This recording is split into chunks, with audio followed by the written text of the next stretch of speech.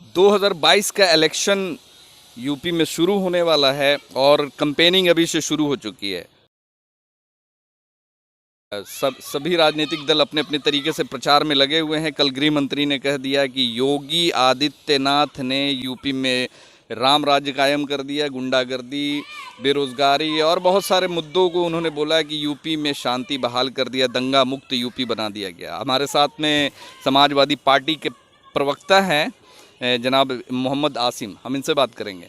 क्या जी, यूपी में पूरा तो राम राज्य हो गया? आप लोग तो बोल रहे हैं कि यूपी में ये हो रहा है, वो हो रहा है। गृह मंत्री ने तो कह दिया कि ऐसे योगी आदित्यनाथ ने तो बहुत सारा काम किया है।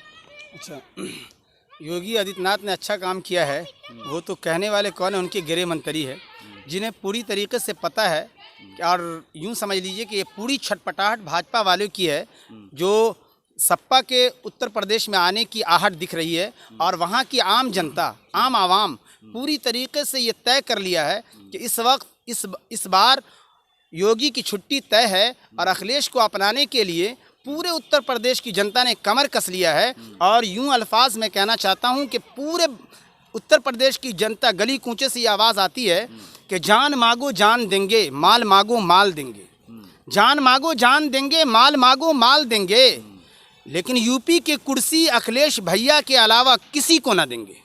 हाँ, उत्तर प्रदेश में एक ऐसा चेहरा, साफ सुथरा चेहरा और बेहतरीन चेहरा जो ज़मीनी स्तर पर ए से जेड तक, यानी जो भी कास्ट जात के लोग हैं सबको बराबर देखना और सबको फ़ायदा पहुंचाना, ये उनकी पहली सोच है। मैं यूं कहना चाहता हूं, जुमले आप ले जाएं कि उत्तर प्रदेश की गली गली करिया करिया, यानी आवाम कह रही है। और मैं देखता हूँ, मैं देख आया भी हूँ अभी कि उत्तर प्रदेश की गली गली करिया करिया अखिलेश भैया, अखिलेश भैया। तो ये जो आप ये बोल रहे हैं, तो यूपी में तो राम राज्य कायम हो चुका है। जब से योगी आदित्यनाथ आए हैं तब से दंगा मुक्त यूपी हो गया है।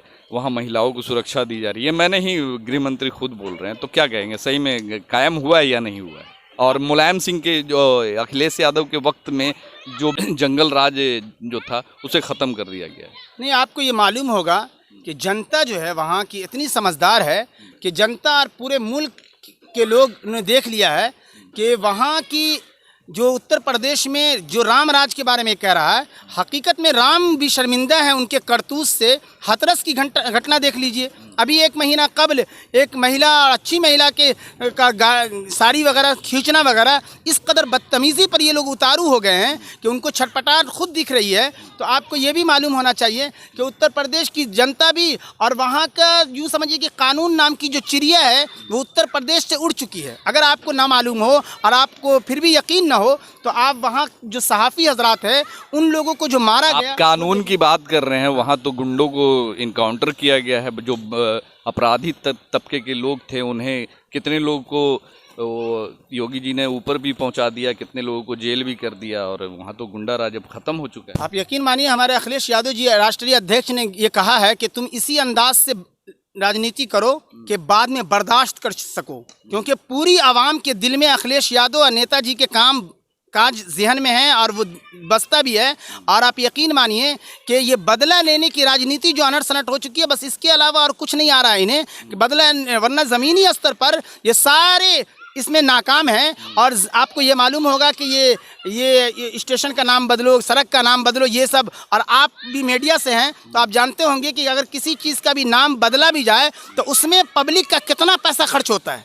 स्टेशन का टिकट, ये वो बहुत सारे, और हर के वेबसाइट पर आप बाहर मुल्क में भी हो तो उसको भी चेंज करना होता है। तो ये सब बीमारी करके खुद पूरी पब्लिक को वो एकदम यूँ समझ लीजिए कि हमारे मोदी जी का भी एक ये है ना, प्रधानमंत्री जी का एक नारा है कि सबका साथ, सबका विकास और सबका विश्वास। यूं एक लफ्ज़ में कहा जा सकता है कि इन लोगों ने बगैर मशवरा के 2-3 आदमी डिक्टेटरशिप अपनाए हुए हैं और बगैर आम पब्लिक और आम जनता और आम जो बड़े बुद्धिजीवी लोग हैं उनसे मशवरा किए हुए जो काम कर डालते हैं। और आपको लेकर हैं उसकी वजह से पूरा हिंदुस्तान का कोई इन्होंने समझिए कि सत्यानाश कर दिया है। बेरोज़गारी वगैरह, पेट्रोल महंगाई, और इस तरीके से जो आप देख रहे हैं कि गैस महंगाई जहाँ 400 450 था, यहाँ 1000 वगैरह पार कर गया। तो आप ये समझिए कि पब्लिक पूरी तरह जाग चुकी है। और मैं यूँ कहना चाहता हूँ कि जो भी चीज़ उन्होंने नाकामी किया है, यानी ज़मीनी स्तर पर नहीं दिख रहा है, तो वो खुद ही उसमें उसको फिर नहीं बोलते। मिसाल के तौर पर हमारे प्रधानमंत्री जी मोदी जी वगैरह और योगी कहा करते थे अच्छे दिन, तो सारी पब्लिक कहते थे आ गए। अब सारी पब्लिक को पता चल गया कि मोदी जी जो बोलते थे कि अच्छे दिन, तो वो अपने लिए बोलते थे कि मेरे अच्छे दिन आ गए। क्योंकि आप ही अंदाज़ा लगाइए, सारा देश इसको मानेगा, सारी दुनिया, कि एक चाय बेचने वाला प्रधानमंत्री बन जाए, उससे अच्छा ओहदा और क्या, उससे अच्छी चीज़ और क्या हो सकती है। तो मैं ये कहा करता हूँ कि नोटबंदी के हवाले से भी पूरे देश को किस अंदाज में कर दिया। आपको घमंड नहीं होता है कि एक चाय बेचने वाले व्यक्ति हमारे देश को चला रहे हैं, हमारे देश का नेतृत्व कर रहे हैं, तो आपको इस बात का गर्व होना चाहिए। नहीं, आप जो कह रहे हैं बिल्कुल वो अच्छी बात है, ये अगर ये, लेकिन पढ़ा लिखा मशवरा वगैरह देश चल रहा है ना, अपना घर तो आप नहीं चला रहे हैं।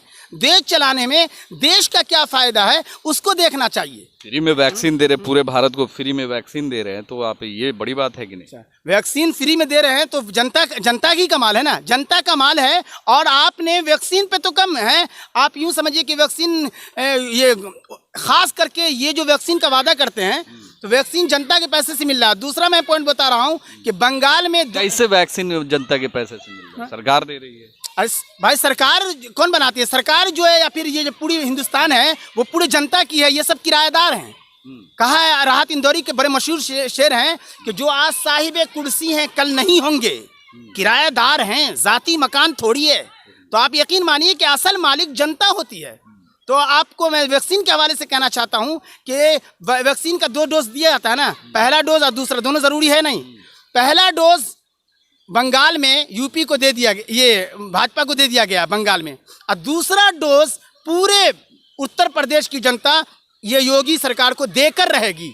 तो ये डोज, कौन से डोज की बात? ये बंगाल से कंगाली, उसी तरीके से उत्तर प्रदेश से पूरी तरीके से कंगाली आ जाएगी, और वहाँ अखिलेश यादव यानी समाजवादी पार्टी की सरकार फिर से होगी। तो मैं जुमला आखिरी का दोहराना चाहता हूँ, इसीलिए आप अभी से प्रचार करना शुरू कर दिया, गंजी वंजी पहन कर। से नहीं, बल्कि जब मैं उसका प्रवक्ता हूँ और कार्यकर्ता भी हूँ, कार्यकर्ता के साथ में रहता हूँ, गली कूचे में रहता हूँ, तो मैं कहा करता हूँ कि उत्तर प्रदेश फिर से अखिलेश, पहले उत्तर प्रदेश फिर पूरा देश।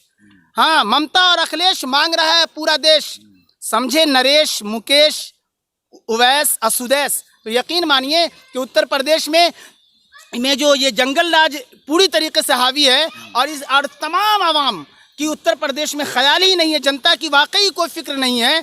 तो अपना मन, मैं यूँ से समझिए कि गाने के अल्फाज यूँ है ना कि अपनी तो ऐसी जैसी थोड़ी ऐसी या वैसी कट जाएगी, आपका क्या होगा जनाबे आली। तो इसी मिजाज का है योगी। जनाब मोहम्मद असीम थे, जिन्होंने बोला कि पूरी तरीके से यूपी में जंगल राज कायम हो चुका है। अब एक दूसरे पे इन लोग आरोप और प्रत्यारोप लगाते रहते हैं। अब ये आने वाले वक्त में चुनाव में देखा जाएगा कि किसकी जीत होती है और किसकी हार होती है, किसकी सरकार बनने वाली है। तो हमारे साथ यूं ही बने रहे, हमारे चैनल के साथ। हमारे चैनल को सब्सक्राइब नहीं किया तो सब्सक्राइब कर ले द इंडिया को, फेसबुक पेज को फॉलो करें, लाइक करें और शेयर ज़रूर करें। तब तक के लिए जय हिंद, जय भारत।